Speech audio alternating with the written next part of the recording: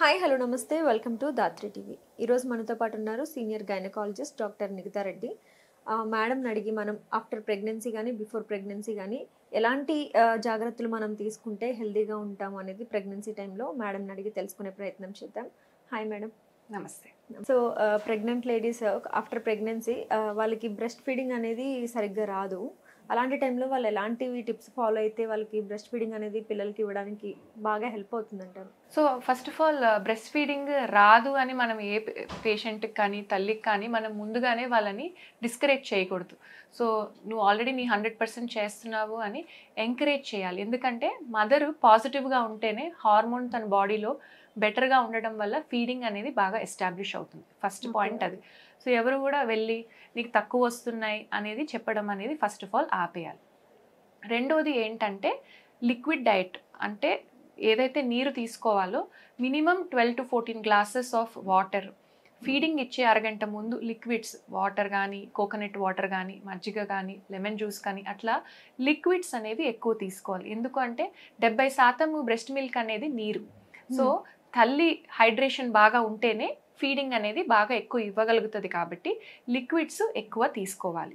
Next వచ్చేసి డయట్లో కూడా మంచి న్యూట్రిషియస్ డయట్, అంటే ఇంకా నా ప్రెగ్నెన్సీ అయిపోయింది కదా, నేను ఇంకా పండ్లు అవి తీసుకోక్కర్లేదు, నాకు కావాల్సిన బిర్యానీ ఇవి తింటే అనేది కాదు.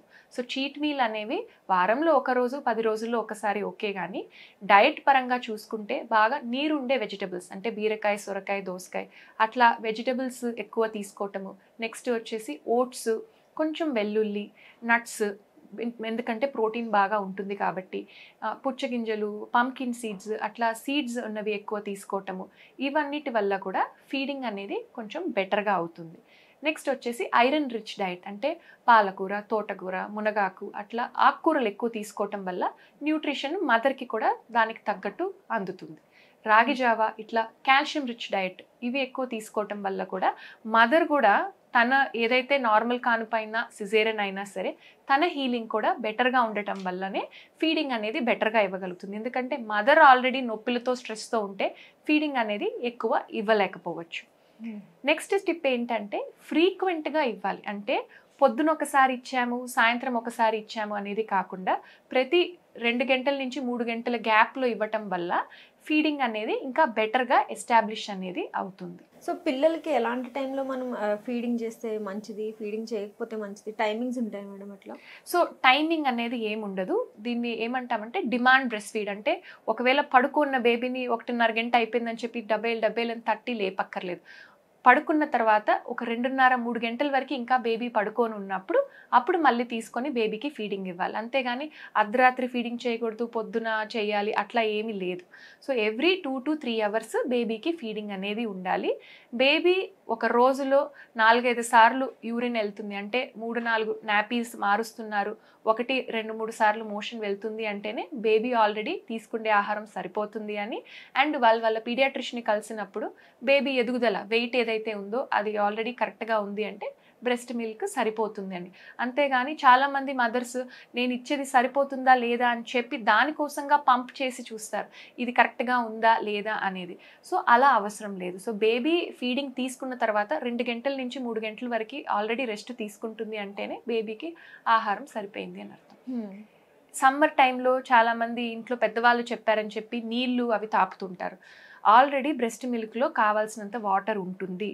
సో తల్లి పాలు తప్పించి వాటర్ కానీ ఏంటి అలాంటివి ఏవి ఇవ్వకూడదు బేబీకి. కొందరు ఓఆర్ఎస్ వాటర్, గ్రైప్ వాటర్ కూడా బేబీ ఏడుస్తుందని చెప్పి ఇస్తారు. అవన్నీ కూడా మంచివి కాదు, ఇవ్వకూడదు. బేబీ ఏడుస్తుందంటే డైపర్ ఏమన్నా వెట్టుగా ఉందా, లేకుంటే ఏదైతే రూమ్లో పెట్టున్నారో ఆ రూమ్ బాగా వేడిగా ఉందా, లేకుంటే చల్లగా ఉందా, లేకుంటే ఏమైనా దోమ గుట్టిందా, ఇట్లాంటివి చూసుకోవాలి. కానీ సిరప్లు ఇవ్వటం అలాంటివి ఏవి చేయకూడదు. సో ఇలా ఎన్ని మంత్స్ వరకు బేబీకి బ్రెస్ట్ ఫీడింగ్ ఉంటే బెటర్ అని అంటారు? సో మొదటి 6 నెలల వరకు కూడా ఎక్స్క్లూజివ్ బ్రెస్ట్ ఫీడింగ్, అంటే తల్లిపాలు మట్టికే పట్టించడం అనేది చాలా బెనిఫిషియల్ బేబీకి. కొందరికి అన్ని కారణాల వల్ల ఫీడింగ్ అనేది సరిపోకపోతుంటే వాళ్ళ పీడియాట్రిక్ డాక్టర్ దానికి తగ్గట్టు ఫార్ములా ఫీడింగ్ అవన్నీ క్యాలిక్యులేట్ చేసి అవి ఎలా ఇవ్వాలి ఏంటి అనేది చెప్తారు. కానీ బ్రెస్ట్ ఫీడింగ్ వరకు చూసుకుంటే 6 నెలల వరకు ఎక్స్క్లూసివ్గా ఇవ్వటం జరుగుతుంది. దాని తర్వాత ఫీడింగ్ అనేది స్టార్ట్ చేసి ఒకవేళ తల్లి ఇవ్వాలి అనుకుంటుంది 2 ఏళ్ల వరకు మదర్స్ కనుక బ్రెస్ట్ ఫీడింగ్ ఇస్తే వాళ్ళ ఛాన్సెస్ ఆఫ్ బ్రెస్ట్ క్యాన్సర్ అనేవి చాలా వరకు తగ్గుతూ వస్తాయి అన్నమాట. 2 years వరకు ఇవ్వచ్చు. 2 years వరకు ఇవ్వచ్చు. అది WHO కూడా రికమెండ్ చేసేదే 2 years వరకు కూడా, అంటే నైట్ టైం ఒక 2 సార్లు పొద్దున ఒకసారి అట్లా ఇవ్వటంలో తప్పే లేదు. 2 ఏళ్ల వరకు ఇవ్వచ్చు. తల్లి బ్రెస్ట్ ఫీడింగ్ ఎన్నిసార్లు ప్రెగ్నెంట్ అయ్యి ఎన్ని నెలల వరకు బ్రెస్ట్ ఫీడింగ్ ఇస్తే తన ప్రొటెక్షన్ రేట్ బ్రెస్ట్ క్యాన్సర్కి తగ్గుతూ వస్తూ ఉంటుంది అనమాట. ఓకే. కొంతమంది ఏంటంటే పాలు ఇవ్వడం వల్ల పిల్లలకి ఎక్కువసేపు నువ్వు ఆరిపోతావు, లైక్ నువ్వు సన్నగా అయిపోతావు ఇలా అంటూ ఉంటారు కదా మేడం, అది నిజమేనా? అది ఉంటుందా అలాగా? సో ఒకటి ఏంటంటే నేను ఇందాక చెప్పినట్టు మన డైట్ బట్టి ఉంటుంది. సో మదర్ మంచిగా ఐరన్ రిచ్, కాల్షియం రిచ్ నేను చెప్పినట్టు డైట్ తీసుకొని బ్రెస్ట్ ఫీడింగ్ ఇస్తే దానివల్ల అసలు ఏమీ ప్రాబ్లమ్సే లేవు. ఇంకా మదర్కి దానివల్ల బెనిఫిట్ అంటే ఎక్కువ బరువు కనుక వాళ్ళు ప్రెగ్నెన్సీలో పెరుగుంటే బ్రెస్ట్ ఫీడింగ్ వల్ల ఆ వెయిట్ గెయిన్ అనేది ఉండకుండా తగ్గుతూ అనేది ఉంటుంది. అండ్ బ్రెస్ట్ క్యాన్సర్స్ దానికి కూడా తగ్గుతుంది. అండ్ పాజిటివ్ హార్మోన్స్ బేబీతో ఎంతసేపు ఉంటే మదర్ పాజిటివ్ హార్మోన్స్ అంత రన్ అవటం వల్ల వాళ్ళకి ప్రెగ్నెన్సీ తర్వాత డిప్రెషన్, పోస్ట్ పార్టమ్ డిప్రెషన్ ఇవన్నీ ఉండటం ఛాన్సెస్ కూడా తగ్గుతూ వస్తాయి అన్నమాట. మీరు అన్నట్టు బ్రెస్ట్ ఫీడింగ్కి అసలు రావు అని మనం చెప్పకూడదు, వాళ్ళు మోటివేట్ చేయాలి అని అన్నారు కదా మేడం. కొంతమందికి ఎంత చేసినా కొంతమందికి అసలు రాకుండా ఉంటాయి కదా మేడం, వాళ్ళు ఏం చేస్తే బెటర్ అని అంటారు అలాంటి? సో వాళ్ళు ఫస్ట్ ఆఫ్ ఆల్ వాళ్ళ గైనకాలజిస్ట్ని కన్సల్ట్ చేస్తే, ఇప్పుడు మన దగ్గర లాక్టేషన్ కన్సల్టెంట్ అని ఉంటారు. అంటే వీళ్ళు అసలు కరెక్ట్ పొజిషన్లోనే బేబీకి ఫీడింగ్ ఇస్తున్నారా లేదా. చాలా వరకు ఏంటంటే బేబీ కొరకటం వల్లనో ఆ నొప్పి వల్ల కూడా ఫీడింగ్ ఎస్టాబ్లిష్మెంట్ అనేది సరిగా ఉండదు. సో అసలు కరెక్ట్ పొజిషన్లోనే ఇస్తున్నారా, ఆ టెక్నిక్స్ అవన్నీ కూడా మేము వాళ్ళకి నేర్పిస్తామన్నమాట. అండ్ కొన్ని మెడికేషన్స్ ఉన్నాయి. సో ఒకవేళ మనము కరెక్ట్ డైట్ పెట్టి ఇవన్నీ చేసినా కానీ అవ్వకపోతుంటే మెడికేషన్స్ అనేవి ఉన్నాయి. సో ఆ తల్లి బట్టి ఆ బిడ్డ వయసు బట్టి మేము ఆ మెడికేషన్స్ యాడ్ చేయడం జరుగుతుంది ఫీడింగ్ అనేది పెంచడానికి. Okay, thank you so much ma'am, చాలా చక్కటి ఇన్ఫర్మేషన్ మాకు మా ఆడియన్స్కి తెలియజేసినందుకు. సో చూసారు కదండి, ఈ ఇన్ఫర్మేషన్ అందరికీ యూజ్ అవుతుందని అనుకుంటున్నాను. మళ్ళీ ఇంకొక ఎపిసోడ్తో మళ్ళీ మీ ముందుంటాం. అంతవరకు సెలవు.